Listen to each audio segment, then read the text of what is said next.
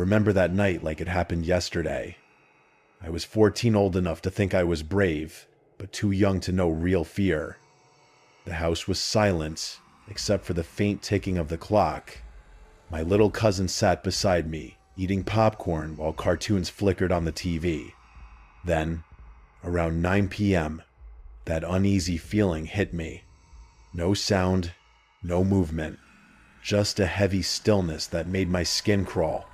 My eyes kept drifting to the kitchen window. "Why'd you pause it?" my cousin asked. "I didn't," I whispered. I got up to check the back door locked, but when I turned toward the window, my heart dropped. A man was standing outside, watching us. There, half hidden in the shadows just beyond the glass, was a man. His clothes hung off his thin frame, filthy and torn. His face was hollow, his hair greasy, his skin pale, but it was his eyes that froze me. He wasn't looking at me. He was staring at my cousin. My heart pounded so hard I thought he'd hear it. Forcing myself to act normal, I turned away. "Hey," I said calmly, "let's go upstairs. Your mom wouldn't want you up late." He sighed but followed. I tucked him in, whispered, "Stay here," and closed the door, my pulse still racing. Downstairs, the house felt colder. I moved fast, heading straight for the kitchen drawer where my aunt kept random tools and utensils. My hand closed around a meat tenderizing hammer. It wasn't much, but it was heavy, and it made me feel less helpless. I turned toward the window again. He was gone. Panic started to crawl under my skin. I checked the front door locked. I double-checked the deadbolt and knob. Everything was secure. But I couldn't shake the thought that just because the door was locked didn't mean he wasn't already trying to find another way in. I crept back upstairs with the hammer in my hand and sat down in front of my cousin's bedroom door, pressing my back against the wood. My cousin peeked up from under the covers, confused. "What are you doing?" he whispered. "Nothing," I lied. "Go to sleep. Just keep your head under the blankets, okay?" His eyes lingered on the hammer, but he didn't ask more questions. I pulled my phone from my pocket and called 911, whispering to the operator about the man outside. They said officers were on their way, but would take at least 30 minutes. I then called my dad. He and my uncle were 45 minutes out. I was on my own. A few minutes passed. Then I heard it. Shatter. The sound of glass breaking cut through the house like a gunshot. My entire body tensed. The heavy thud of boots followed, slow and deliberate, echoing off the hardwood floor downstairs.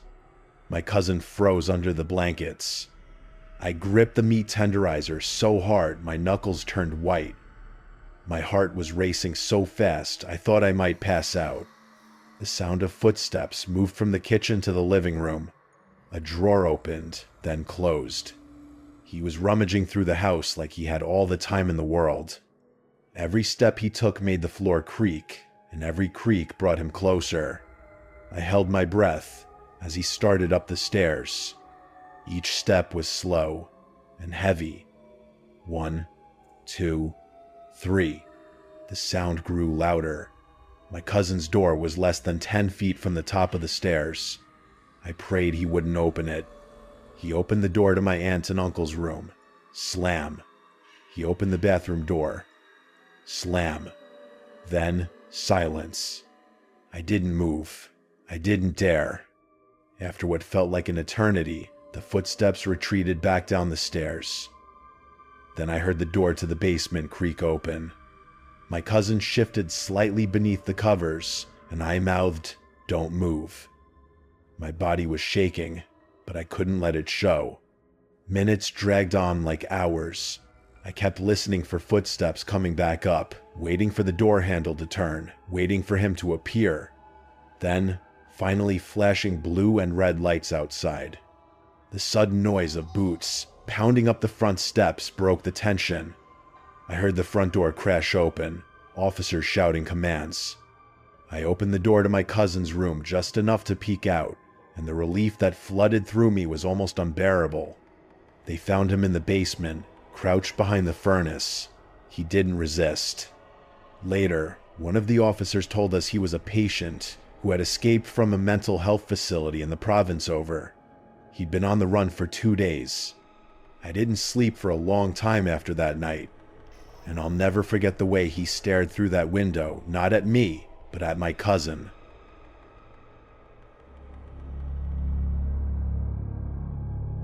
It was one of those calm fall mornings, the air sharp and still.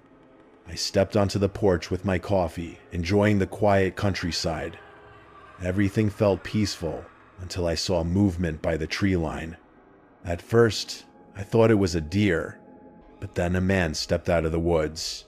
He was huge, clothes in filthy rags, hair matted and wild. Even from afar, something felt wrong. The way he moved twitchy, broken, sent a chill down my spine.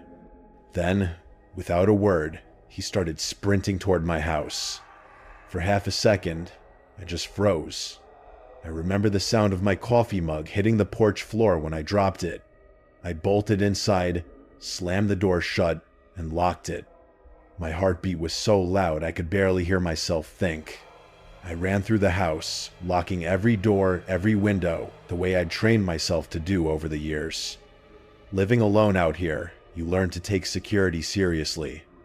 I grabbed my shotgun from the safe and dialed 911 with my other hand. My voice was steady when I talked to the operator, but inside, I was spiraling. I kept glancing through the kitchen window, expecting to see him at the back door, but he wasn't there.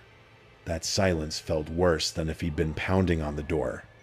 What I didn't know then, what still makes my skin crawl every time I think about it, is that the man wasn't outside anymore. He was already in the house. He'd broken in the night before, through one of the small basement windows. I had been sleeping upstairs, completely unaware that a stranger was right below me. He'd spent the night down there, like some animal hiding in the dark. And at some point, before I locked everything up that morning, he'd left the basement door unlocked. While I was on the phone with dispatch, trying to keep my voice calm, I heard it. A sound that'll probably stay with me for the rest of my life. The slow, creaking groan of the basement door swinging open. I turned toward the hallway, and there he was. He was already halfway up the basement stairs. The way he moved didn't make sense, like he was running on pure rage. His eyes were wild and unfocused, his breathing ragged and wet. For a moment, we just stared at each other. Then I raised the shotgun, leveled it at his chest, and shouted, "Stop right there, don't take another step." His response? He screamed, "Shoot me, mofo!" Then he charged. I fired the first round. It was rock salt, non-lethal. I use it when I'm out on the range, or if I ever need to scare off an animal. The blast hit him square, but he barely even flinched. He just kept charging, like nothing had touched him.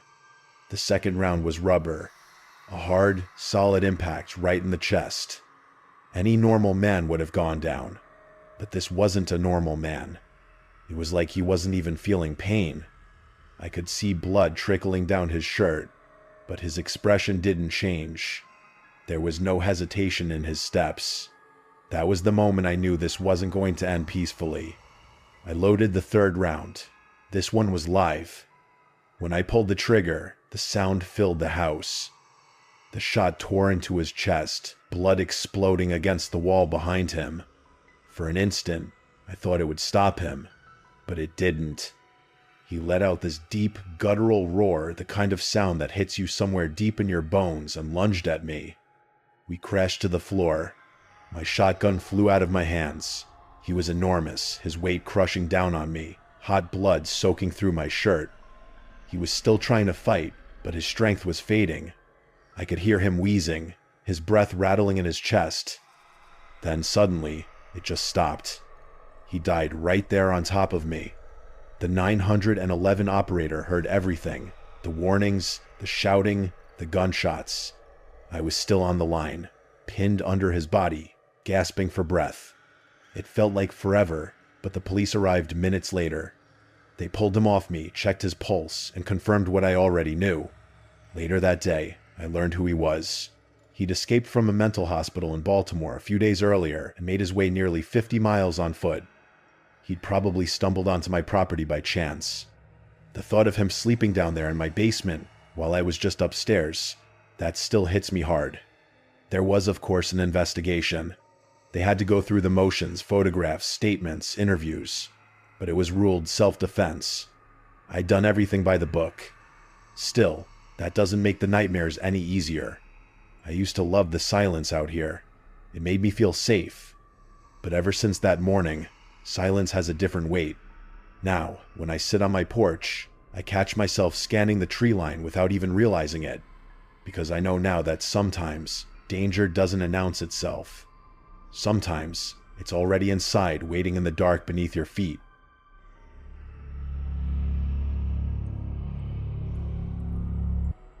I've never liked the downstairs of that house.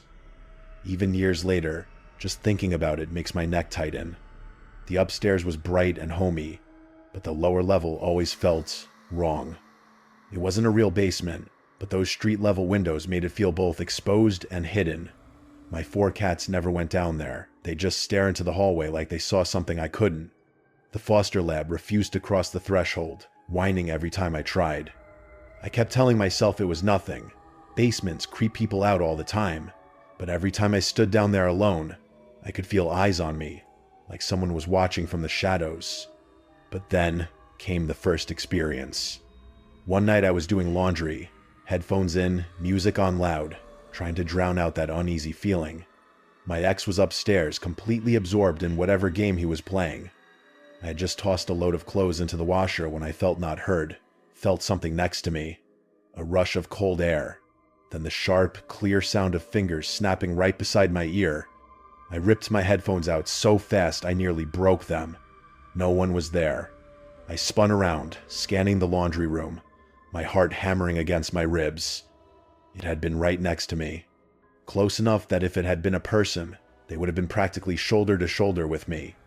But there was no one. Not a sound from upstairs. The dog wasn't barking. The cats were nowhere near the stairs. Just me, alone in that basement, with my pulse roaring in my ears. I forced a laugh, one of those shaky, embarrassed ones. Told myself it was probably static from the headphones or some weird acoustic thing. I finished the laundry in record time and got the hell upstairs. For a while, I convinced myself it was nothing. Then came the second time. That day, my ex was out of town, visiting his family in the city with half the animals. The house was quiet, the kind of quiet that seems heavier than usual. I was downstairs in my makeshift office printing off coupons, because this was the early 2000s and smartphones weren't a thing yet. It was just me, the hum of the printer, and that familiar, unwanted sense of being watched. Then I heard it. The sound of the front door unlocking. Not just opening, unlocking.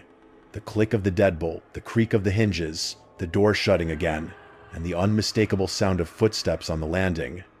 I froze. For a split second, relief washed over me. I thought, oh, he's back early. Who else would it be, right? I called out, "Hey, you're back early," expecting to hear the dog barreling down the stairs, tail wagging, with the cats trailing behind in protest. But I heard nothing. No footsteps coming down, no excited barking, just silence. A little uneasy now, I walked toward the bottom of the stairs. From where I stood, I had a clear view of the landing, but it was empty. The front door was closed. That night, the house was painfully quiet. I was downstairs in my makeshift office, printing coupons, when I heard the unmistakable sound of the front door unlocking, the click of the deadbolt, the creak of the hinges, footsteps on the landing. My heart leapt, thinking my ex was home early. I called out, "Hey, you're back early," expecting to hear the dog rush down and the cats follow. But nothing, just silence. I crept up the stairs. The landing was empty. The door was closed. Outside, no car, no neighbors, no one. A cold feeling spread through me. I'd heard everything clearly, the lock, the steps, the door, yet no one was there. I called him. He was still in the city. His voice changed the second he heard my tone. "I'm coming back," he said. I waited, every light on, back against the wall. The cat sat at the top of the stairs, staring down into the dark basement. When he arrived, he checked everything. No signs of entry, but we both knew what I had heard. From that night on, the dog stayed. And even now, years later, I can still hear that lock clicking. Something was in that house, and it knew how to get in.